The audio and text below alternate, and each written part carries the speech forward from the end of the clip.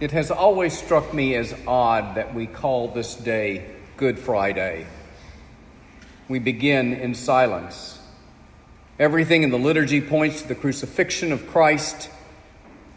Gone are the colors of the church. The cross is veiled in black. The crown of thorns reminds us that this day was a day of suffering. Why was it necessary for Jesus to die on the cross? Where is the good? I grew up with that old hymn we sang together a few moments ago. Were you there when they crucified my Lord? I've known the words and the music for as long as I can remember.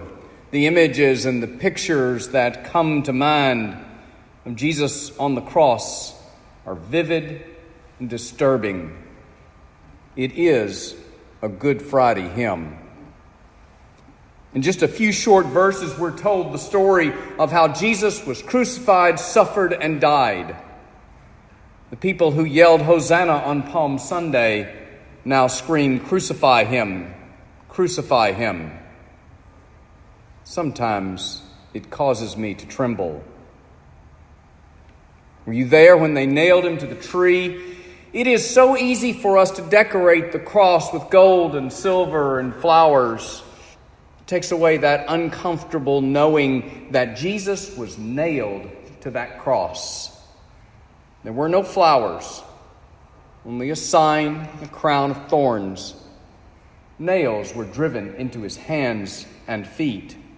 I don't know that I fully understood that part until a midnight Eucharist at St. Elizabeth's in Bartlett, Tennessee, many years ago. College students and young adults had gathered for a weekend retreat. Sins were written down on pieces of paper. We nailed our sin to a large wooden cross. The sound of the hammer hitting those nails echoed in the dark church. Good Friday became real. Were you there when they nailed him to the tree? Sometimes it causes me to tremble. Were you there when they pierced him in the side? The world, the church, you and I have so often put so much effort into forgetting, into ignoring Good Friday and the cross. It is so easy to skip ahead to Easter and flowers and new life. If we can ignore Good Friday, then maybe we can ignore the pain and the suffering of the world. Families with no homes, children with no food, people alone and afraid. Good Friday calls us to the foot of the cross. Jesus did not die for himself. The crucifixion was the supreme gift of love for you and for me and for all. And when we give ourselves to those who are hungry and without a home, those lonely and afraid, then we stand at the foot of the cross. And we know why Christ died for you and for me.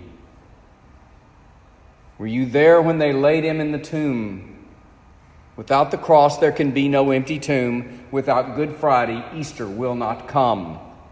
The light of the resurrection can only be seen shining in the darkness of Calvary.